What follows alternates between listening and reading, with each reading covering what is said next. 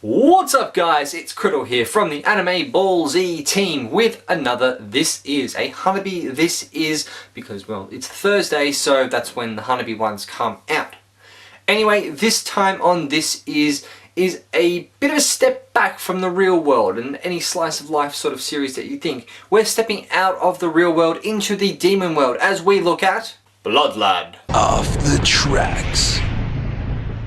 So Bloodlad was an interesting series. Just as soon as it started, it was a series that I was instantly hooked on because if anyone's seen Kill la Kill, it has a similar vibe to that where the series is very visual, and it seems odd to say that about an anime, but the series is visual, very visual in a way where when stuff's being said in a number of instances, the text that is actually being spoken appears on screen as a sign of emphasis. And there's a lot of essentially sight comedy and a lot of physical comedy involved in this series that you really have to get behind. And it starts out this really comedic sort of sense where you've got the main character, Staz, who is a demon. He is a vampire living in the demon world, and he's a demon boss of essentially there's regions in the demon world. There's east, north, south and west, and it's broken into little blocks, and he is a boss of one of the sections in the east. And you know, he's this badass boss of this, you know, essentially this massive street gang that takes over control of an area and sort of has a good relationship with people. It's weird. They have a good relationship with shop owners in the area. I don't understand how it really works. Never really gone into all that much.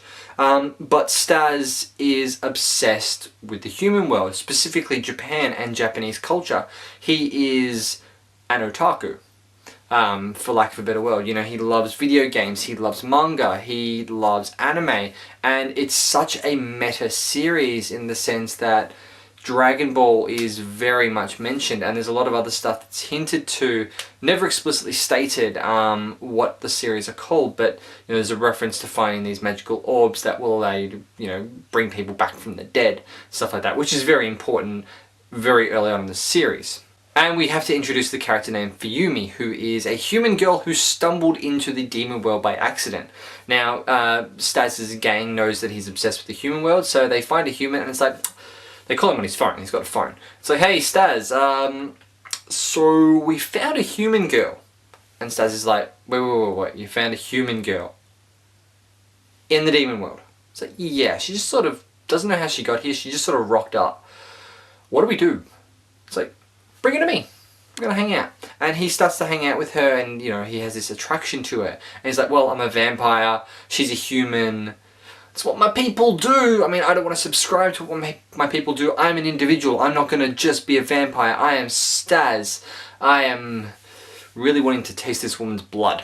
And he's got this insane attraction to her because of this blood. And then this street boss, another boss from another area comes up, or a guy comes to challenge Staz.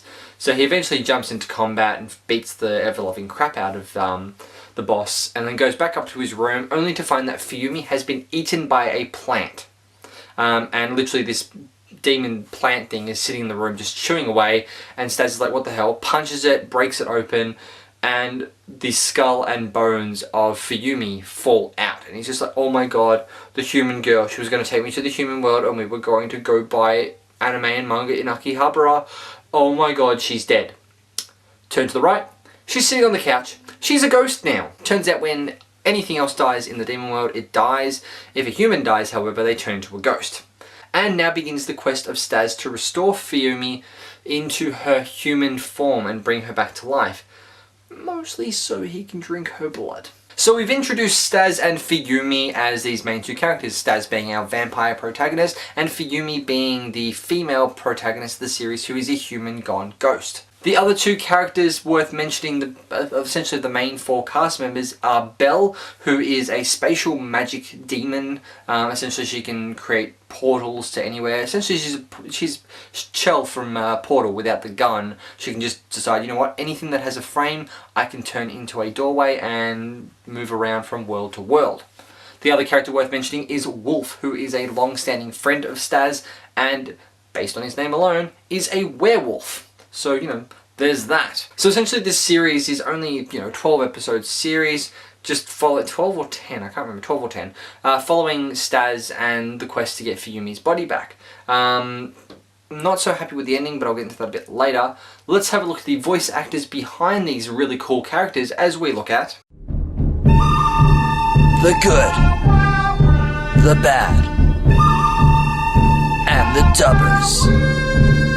So Staz is voiced by Bryce Papenbrook, who is the voice of Eren Yeager from Attack on Titan, Rin Okumura from Blue Exorcist, and Mirai from GTO. Fuyumi is voiced by, I'm going to stuff this up, Xanthi Hyun, who is the voice of Sachi from Sword Art Online, Sane from Squid Girl, and Ui from K-On! Belle is voiced by Kira Buckland, who is the voice of Kuro Yuki Hime from Axel World, Madoka from Lagrange, and Izumo from Blue Exorcist. Wolf is voiced by Benjamin Diskin, who is the voice of Takaharu from Kill la Kill, Sai from Naruto Shippuden, and Seisel Apparel Grants from Bleach. So as much as I enjoyed this series, I was quite disappointed with the run of the series, you know.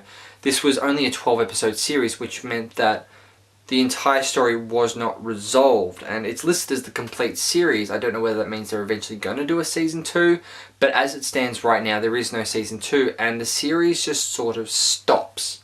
There's an OVA that sort of goes after the series, but it doesn't really tie anything else together, and is a little bit more comedy than what the series is. It goes back to its original roots, because the series starts out as super comedy, gets more serious, and then drops off at the end to become more comical, sort of bookending the series but not providing a resolution. And there is a lot of stuff left unresolved at the end of this. You know, we haven't actually gotten to the end of the main story, and all the B plots that have come into the story have not been resolved either, and we're sort of left in this weird lurch where we don't know what's going to happen. I mean, obviously, you know, in a shonen sense, the guy will succeed, the girl will be restored, they'll fall in love, they'll be all like, and he'll suck her blood and all that sort of stuff, and it'll be fun, and everyone will laugh and have a good time, and there'll be this weird parallel between the demon world and the real world, and blah blah blah blah blah. But that we don't get that resolution, and it's probably the only disappointing part of this series, but it's a disappointing part nonetheless. Even so, do check out this series. It is a great journey. There are some fantastic bits and pieces throughout this series, and just the characters play really well off each other. They were really well written, and there's no character that sort of stand out, this is the best character or this is the most annoying character. All of the characters have their own benefits and strengths and weaknesses, and essentially they turned into this nice little patchwork of quality story writing and quality character development, with obviously the story writing sort of falls off at the end, but creative story writing over the course of the series that we're exposed to. I'd love to see a second series of this. I would watch the hell out of a second series of this. But yeah, I mean, it's definitely a series worth checking out. I don't want to sort of discourage people from checking it out. Very good fun, great journey to go on. Left with a lot of unanswered questions, but still very good. Anyway, this has been Bloodland on Another. That was a Hanabi release, and I'm Criddle, and I'll catch you guys on the flip side.